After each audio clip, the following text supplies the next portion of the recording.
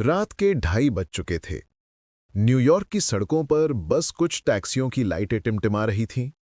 हवा में कॉफी और हल्की बारिश की मिली-जुली खुशबू तैर रही थी।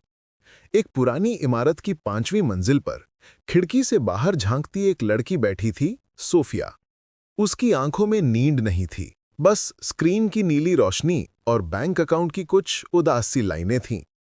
वो बार-बार एक ही नंबर देख रही थी, $48। बस इतना ही बचा था उसके अकाउंट में। सूफिया के हाथ में आधा भरा कॉफी का कप था, लेकिन उसका दिल पूरी तरह खाली था। न्यूयॉर्क आने से पहले उसने सोचा था, ये शहर मुझे बड़ा बना देगा, ग्लैमरस बना देगा। लेकिन असलियत ये थी कि वो एक छोटे से अपार्टमेंट में रहकर अपने सपनों की ईएमआई चुका रही थी। दिन में एक नौकरी, रात में दूसरी, और बीच में ये सवाल कि मैं इतनी मेहनत के बाद भी तंग क्यों हूं। उसने अपने फोन में पुराने चैट्स खोले। किसी दोस्त ने लिखा था, hey girl, congrats on your new job at the fashion magazine. वो हल्के से मुस्कुराई, लेकिन वो मुस्कान बनावटी थी, क्योंकि भीतर से वो जानती थी वो झूठ जी रही है। बाहर से वो कूल दिखती थी, पर अंदर से वो तनाव में डूबी हुई थी। कमरे के कोने में एक दीवार पर विजन बोर्ड टंगा था। उस पर लिखा था, मैं 30 साल की उम्र तक अमीर, आत्मविश्वासी और आजाद बनूंगी। वो बोर्ड देखकर वो हंसी। आजाद? मैं तो कल सुबह कॉफी भी अफोर्ड नहीं कर सकती। इतने में फोन वाइब्रेट हुआ। माँ का संदेश था, बेटा, ठीक से खा रही हो ना? हमने थोड़ा पैसा भेजा है राशन के लिए। उसने स्क्रीन बंद कर दी। दिल के अंदर एक चुभन हुई। वो अब किसी की मदद नहीं लेना चाहती थी। वो चाहती थी कि जिंदगी की ये लड़ाई वो खुद लड़े। उसने एक नोटबुक उठाई और लिखा, मुद्दा ये नहीं कि मैं कितना कमाती हूं, मुद्दा ये है कि जो मैं कमाती हूं उसे कैसे संभालती हूं। वो नहीं जानती थी कि यही एक वाक्य आगे चलकर उसकी पूरी जिंदगी की दिशा बदल देगा। अगली सुबह बारिश थम चुकी थी, ठंडी हवा चल रही थी और आसमान में हल्का धुंध लगा था। वो ऑफिस पहुंची 20 मिनट देर से। उसका बॉस, जो हमेशा महंगे सूट पहनता था, चिल्लाया, सोफिया, फिर से लेट। वो कुछ नहीं बोली, बस अपनी डेस्क पर जाकर कंप्यूटर ऑन किया। चारों तरफ चमकदार कपड़े, महंगे परफ्यूम और नकली मुस्कानें थीं, लेकिन उसके अंदर सिर्फ बेचैनी थी, गहरी और सच्ची बेचैनी। लंच ब्रेक में वो बाहर निकली। सड़क किनारे एक पुरानी किताबों की दुकान थी। यूं ही चलते चलते उसने एक किताब उठा ली। कवर पर लिखा था, यू आर सो मनी। वो मुस्कुराई और धीरे से बोली, हाँ हाँ, सही कहा। पर फिर भी उस टाइटल में कुछ था जिसने उसे रोक लिया। उसने किताब खोली और पहला वाक्य पढ़ा, पैसा तुम्हारा दुश्मन नहीं है, डर है। उसने बिना सोचे समझे वो किताब खरीद ली।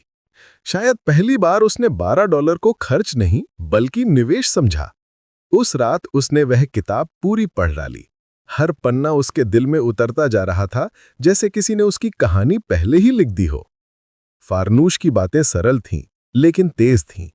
वो कह रही थी, तुम्हारे पास कितना पैसा है ये मायने नहीं रखता, मायने ये रखता है कि तुम उस पैसे के साथ क्या करती हो। अगले कुछ दिनों में सोफिया में बदलाव आने लगा। उसने अपनी हर खर्च लिखनी शुरू की, कॉफी, टैक्सी, कपड़े, नेटफ्लिक्स, सब कुछ। शुरू में उसे बोरियत हुई, पर जब उसने पूरे महीने का हिसाब देखा तो उसका दिल बैठ गया। हर महीने वो $250 सिर्फ बाहर खाने में उड़ा देती थी, $100 सब्सक्रिप्शन में, और फिर शिकायत करती थी कि मेरा वेतन बहुत कम है। उसे अब समझ आने लगा था, असली अमीरी पैसों में नहीं, सोच में होती है। वो हर सुबह उठकर खुद से कहती, मैं अपने पैसों की मालिक हूं, वो मेरी नहीं। धीरे धीरे उसकी जिंदगी बदलने लगी।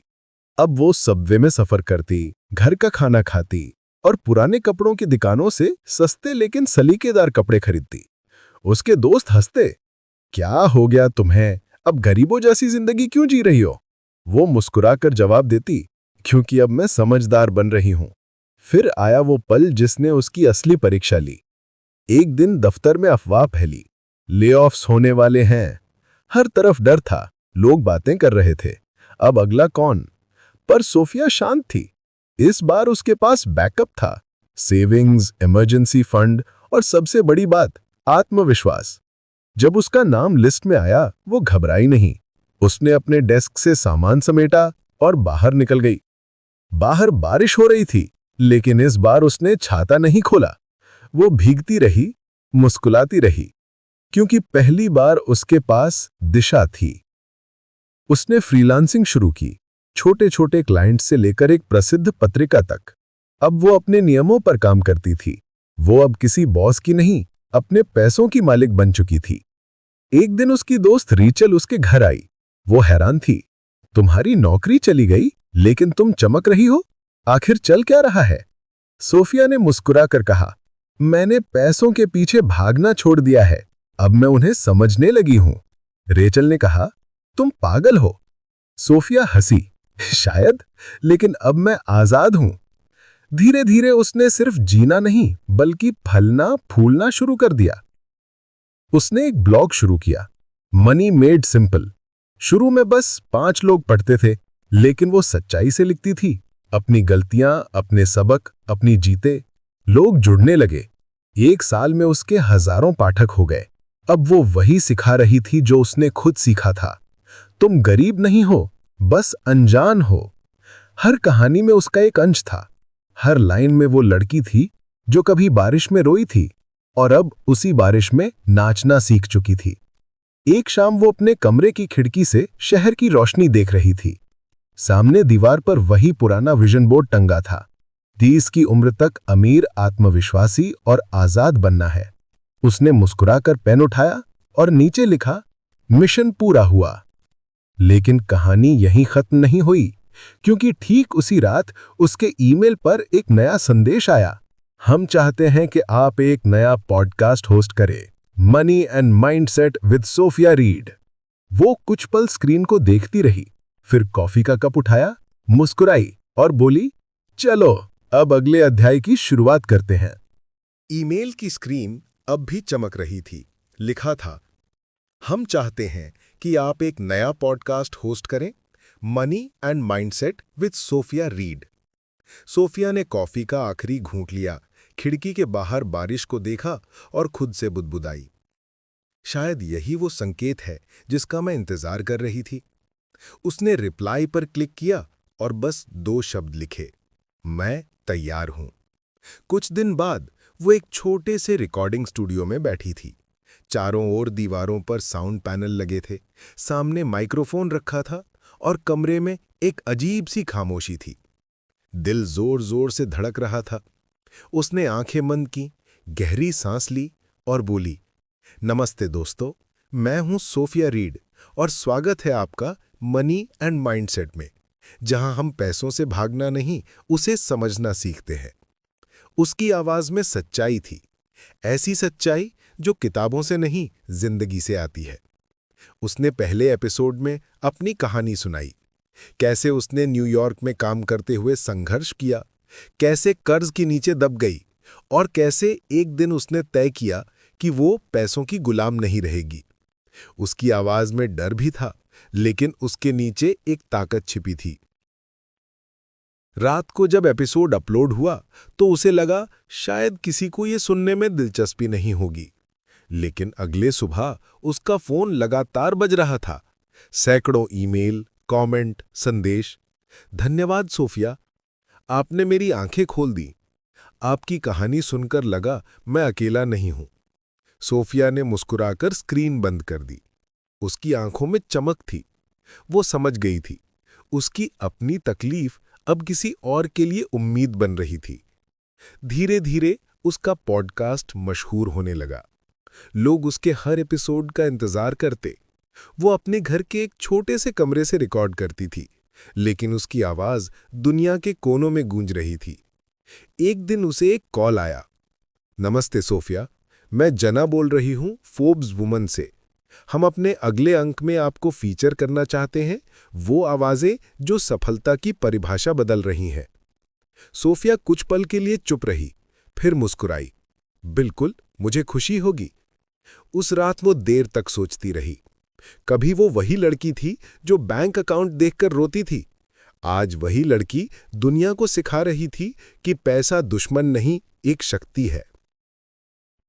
लेकिन हर सफर में एक मोड़ आता है, और उसका मोड़ भी आया। एक सुबह वो एक कॉफी शॉप में बैठी थी। बारिश हो रही थी और उसी वक्त दरवाजे से कोई अंदर आया। ईथन, उसका पुराना प्रेमी। वो वही था जिसने कभी कहा था, सोफिया, तुम सपने बहुत देखती हो पर हकीकत नहीं समझती। ईथन अब महंगे सूट में था, साथ में नई प्रेमिका और चेहरे पर आत्मविश्वास। सोफिया कुछ पल उसे देखती रही। मन में पुराने डर लौट आए। क्या सच में मैं उतनी सफल हूं जितना लोग समझते हैं? लेकिन तभी उसके फोन की स्क्रीन पर एक संदेश आया, बधाई हो, आपका पॉडकास्ट 1 मिलियन डाउनलोड्स पार कर गया।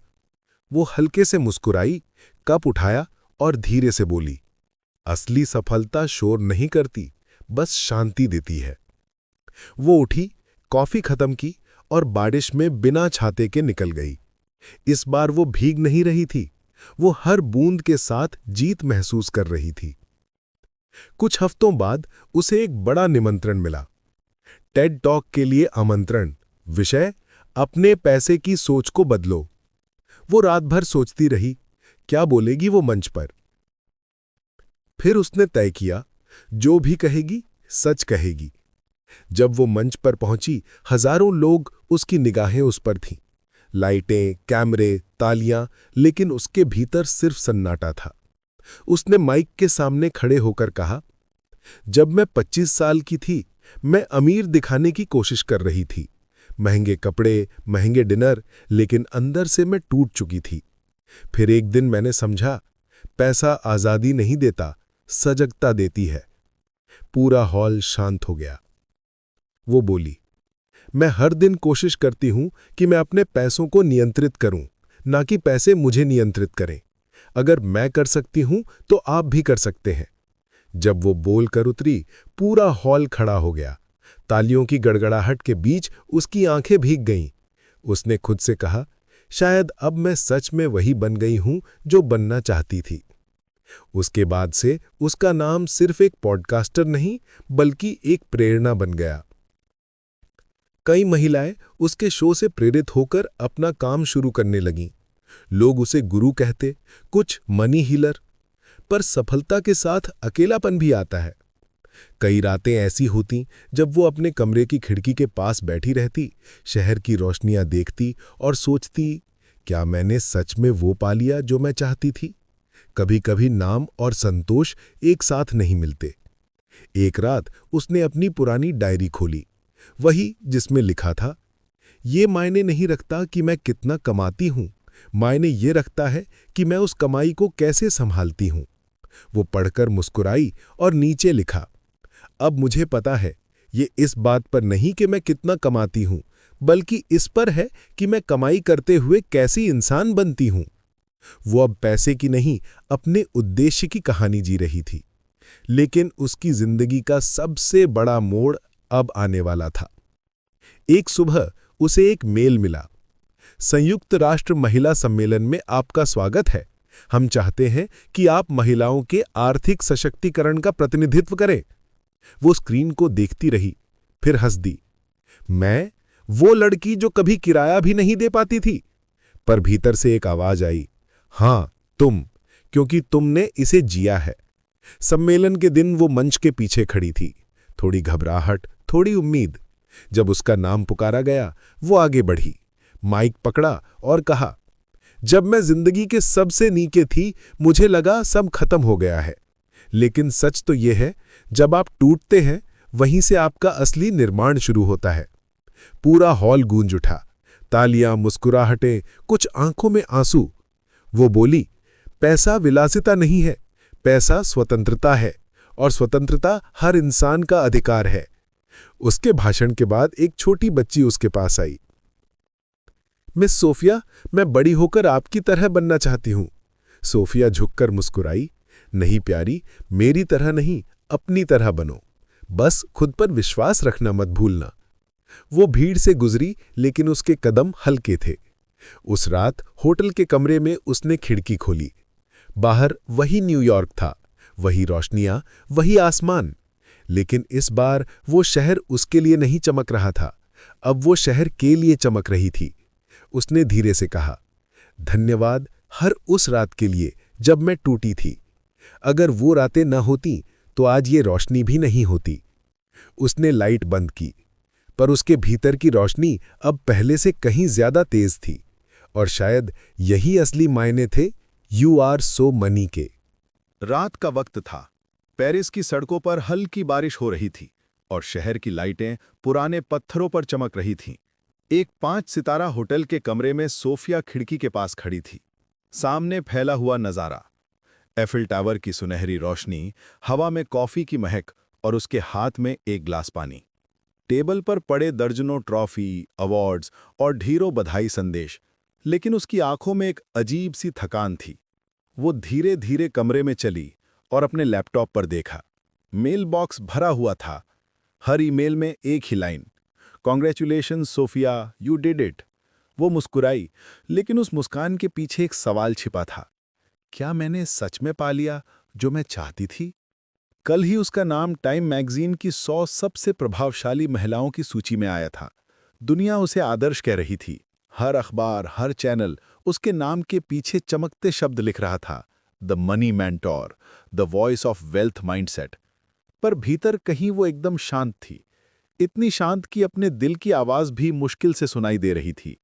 वो अपनी पुरानी नोटबुक निकालती है, वही जो सालों पहले उसने अपने न्यूयॉर्क के छोटे अपार्टमेंट में खरीदी थी। पहला पन्ना खुला। ये मायने नहीं रखता कि मैं कितना कमाती हूं, मायने ये रखता है कि मैं उस कमाई को कैसे संभालती हूं। वो धीरे से हंसी। अब मैं करोड़ों संभालती हूं, लेकिन कभी-कभी खुद को संभालना सबसे मुश्किल लगता है। तभी दरवाजे पर दस्तक हुई। उसकी सहायक एमिली ने कहा, सोफिया, कल सुबह आपकी न्यूयॉर्क की फ्लाइट है और CNN वाले इंटरव्यू के लिए टाइम कंफर्म करना है। सोफिया ने सिर हिलाया। ठीक है, कर दो। एमिली के जाने के बाद वो खिड़की के पास लौट आई। बारिश अब तेज हो चुकी थी। उसने शीशे पर हाथ रखा और हल्के से बोली, तुम सब कुछ हासिल कर सकती हो, लेकिन हर चीज महसूस नहीं कर सकती। अगली सुबह एयरपोर्ट पर उसकी उड़ान का इंतजार करते हुए उसका फोन बजा। एक अनजाना नंबर। वो कुछ पल झिझकी, फिर कॉल उठाई। हेलो सोफिया, मैं डैनियल बोल रहा हूं, तुम्हारे पुराने दफ्तर से। सोफिया की सांस एक पल को रुक गई।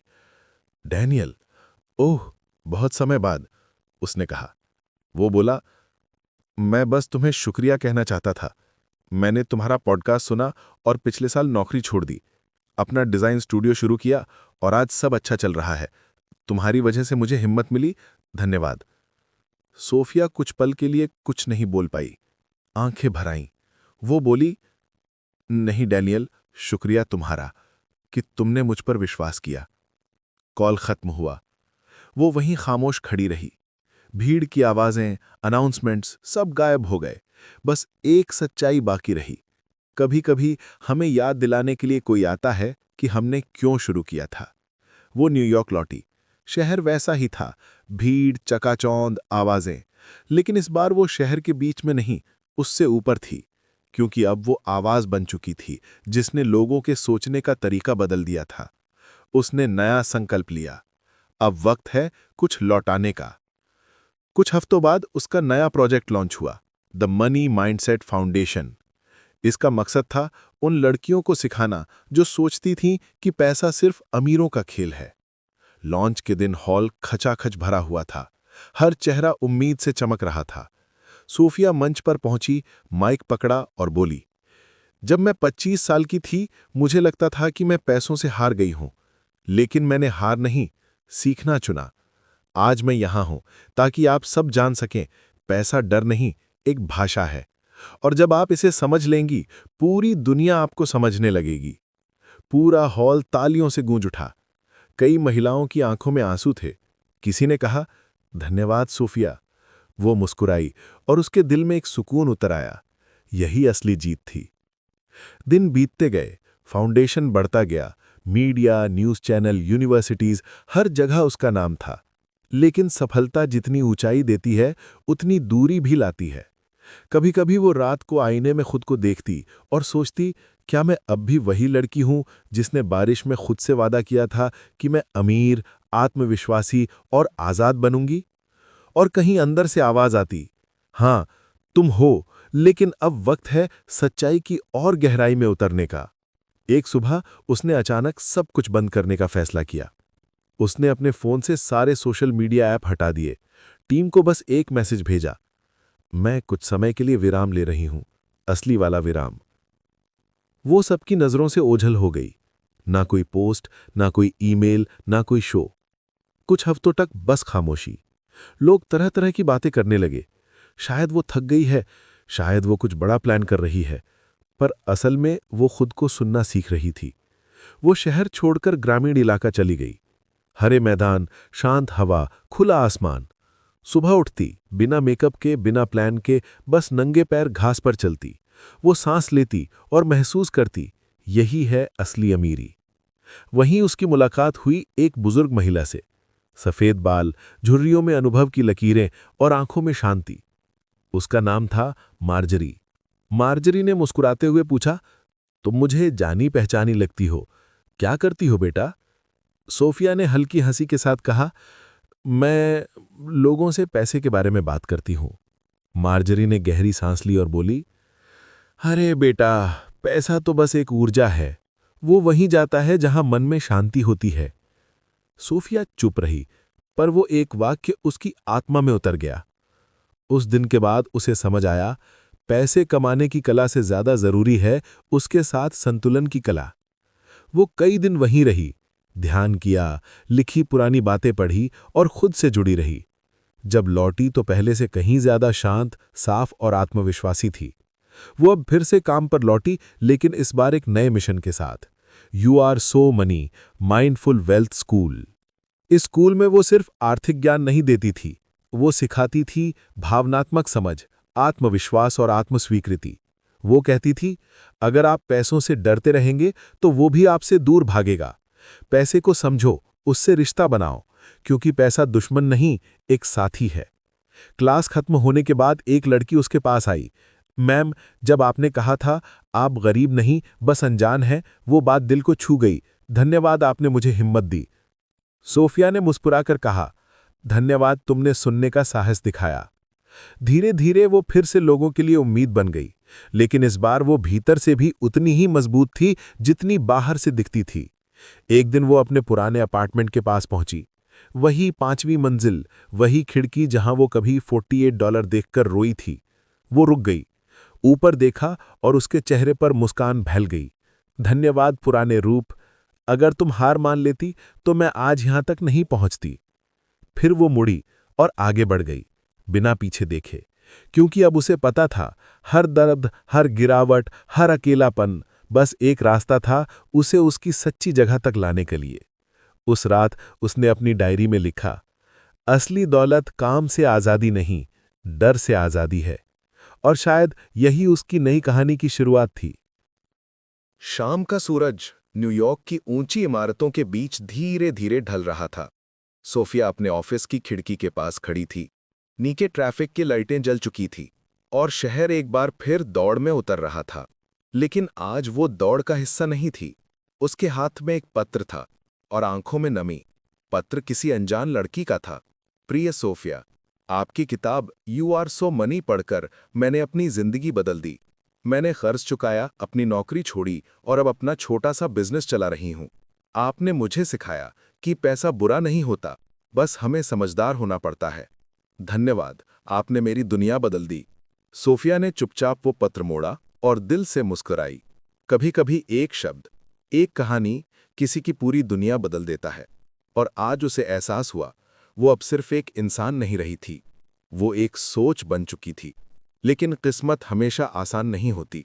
उस दिन शाम को डॉक्टर का कॉल आया। सोफिया, हमें आपकी रिपोर्ट्स मिली हैं, हमें कुछ और टेस्ट करने होंगे। वो कुछ पल खामोश रही। पहली बार उसे अपने भीतर एक डर महसूस हुआ, वो डर जो उसने सालों पहले पीछे छोड़ दिया था। कुछ हफ्तों बाद निदान आया, हल्का हृदय रोग, तनाव और अत्यधिक काम का असर। डॉक्टर ने कहा, आपको कुछ महीनों का आराम चाहिए, वरना शरीर और साथ नहीं देगा। उस रात वो अस्पताल की खिड़की से बाहर देख रही थी। शहर की रोशनियां धुंधली हो रही थीं। वो खुद से बोली, मैंने पैसे को जीता, डर को जीता, अब वक्त है खुद से मिलने का। कुछ दिनों बाद उसने सब कुछ रोक दिया। फाउंडेशन, पॉडकास्ट, टॉक शो, सब। लोग हैरान थे। मीडिया में खबरें चल रही थीं। सोफिया रीड ने अचानक लिया ब्रेक, कारण अज्ञात। लेकिन उसे फर्क नहीं पड़ा। वो अब अपने भीतर लौट रही थी। वो समुद्र के किनारे एक छोटे से कस्बे में रहने चली गई। सुबह सूरज की रोशनी में सैर करती, समुद्र की लहरों के बीच खो जाती और हर दिन खुद से थोड़ा और करीब हो जाती। वहीं उसने एक पुराना लकड़ी का घर किराए पर लिया। कोई स्टाफ नहीं, कोई शोर नहीं, बस सन्नाटा और समुद्र की आवाज। वो हर सुबह ध्यान करती, डायरी लिखती और लोगों से मिलने जुलने लगी, सीधे सादे, बिना किसी प्रसिद्धि के। एक दिन समुद्र तट पर उसे एक छोटी बच्ची मिली, 7-8 साल की। बाल हवा में उड़ रहे थे, हाथ में एक टूटा फूटा गुल्लक। बच्ची बोली, दीदी, अगर मैं रोज थोड़ा बचाऊं तो क्या मैं भी बड़ी होकर अमीर बन सकती हूं? सोफिया हंसी, झुकी और बोली, बिल्कुल बन सकती हो, लेकिन पहले ये समझो कि अमीरी सिर्फ पैसों में नहीं होती। अमीरी होती है अपने सपनों में, अपनी मेहनत में और अपने विश्वास में। बच्ची मुस्कुराई, गुल्लक को सीने से लगाया और भाग गई। वो पल सोफिया के लिए सब कुछ कह गया। उसे समझ आया कि उसकी असली विरासत किसी बैंक या ब्रांड में नहीं, बल्कि लोगों के दिलों में थी। वक्त बीतता गया, उसका स्वास्थ्य बेहतर हुआ, पर उसने फिर से वही पुराना जीवन नहीं चुना। वो अब हर महीने एक नया शहर जाती, लोगों से मिलती, छोटे सेमिनार करती और चुपचाप किसी की जिंदगी में रोशनी भर देती। एक दिन उसे न्यूयॉर्क से निमंत्रण आया, हम आपकी किताब की 10वीं वर्षगांठ मनाना चाहते हैं, क्या आप स्टेज पर कुछ कहना चाहेंगी? उसने मुस्कुराई, हाँ, इस बार बोलूंगी, आखिरी बार। समारोह की रात हॉल भरा हुआ था। पुराने चेहरों के बीच नए युवा थी, वो लड़कियां जो उसकी बातों से प्रेरित होकर अब दूसरों को सिखा रही थीं। वो मंच पर पहुंची, तालियां गूंज उठीं। वो कुछ पल चुप खड़ी रहीं, फिर बोली, जब मैंने ये सफर शुरू किया था, मेरे पास बस $48 थे और एक सपना था। लोगों ने कहा, यह नामुमकिन है, लेकिन मैं जानती थी पैसा कभी दुश्मन नहीं होता, बस हमें उससे बात करना आना चाहिए। सालों में मैंने बहुत कुछ सीखा, पैसा कमाना, संभालना, बांटना, लेकिन सबसे जरूरी बात जो समझी वो ये कि असली अमीरी होती है कृतज्ञता में। आज अगर मुझसे पूछा जाए, सोफिया, क्या तुम अमीर हो, तो मेरा जवाब होगा, हाँ, मैं बहुत अमीर हूं, क्योंकि मेरे पास वो लोग हैं जो मुझ पर विश्वास करते हैं। पूरा हॉल खड़ा हो गया, तालियां, आंसू, मुस्कान, सब एक साथ। उसने मंच से उतरते हुए आखिरी बार चारों ओर देखा। हर चेहरा उम्मीद से चमक रहा था। उसने मुस्कुराई और मन में सोचा, अब मैं सच में आजाद हूं। उस रात उसने अपने होटल के कमरे में अपनी डायरी खोली। आखिरी पन्ने पर लिखा, यू आर सो मनी। ये किताब सिर्फ पैसों के बारे में नहीं थी, ये आत्ममूल्य, आत्मविश्वास और आत्म प्रेम की कहानी थी। और अगर तुम ये सुन रहे हो तो याद रखना, तुम भी अमूल्य हो। उसने डायरी बंद की, कॉफी का आखिरी घूंट लिया और खिड़की से आसमान की ओर देखा। शहर की रोशनी जैसे उसके भीतर समा रही थी। धीरे धीरे स्क्रीन धुंधली होती है, पियानो की हल्की धुन बजती है और उसकी आवाज गूंजती है, तुम गरीब नहीं हो, बस अनजान हो। जब तुम खुद को पहचान लोगे, तब तुम्हारे अंदर की दौलत बहने लगेगी। दोस्तों, अगर आपको ये कहानी पसंद आई हो, अगर इसने आपके दिल में एक चिंगारी जलाई हो, तो इस सफर को आगे बढ़ाइए हमारे साथ। किताब कथा पर यहाँ हर कहानी सिर्फ सुनी नहीं जाती, महसूस की जाती है। यहाँ हर किताब एक आईना है जो आपको आपके भीतर का सच दिखाती है। तो चैनल को सब्सक्राइब कीजिए, वीडियो को लाइक कीजिए और कमेंट में बताइए आपके लिए यू आर सो मनी का असली मतलब क्या है। क्योंकि याद रखिए, हर इंसान के भीतर एक कहानी है, बस उसे सुनने के लिए चाहिए एक किताब कथा।